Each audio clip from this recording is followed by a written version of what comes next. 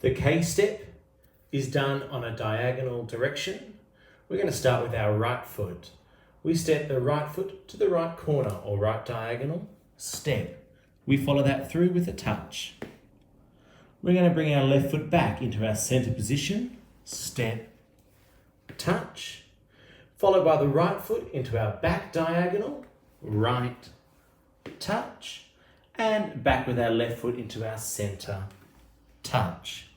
This is simply 4 step touches into our diagonals, which completes your K step.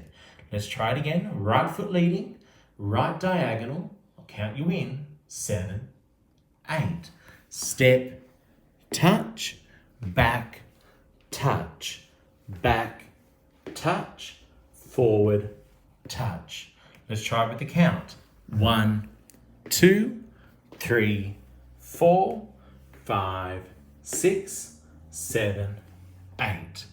This step can also be done on your left foot, using your left to start, into the left corner, 7, 8.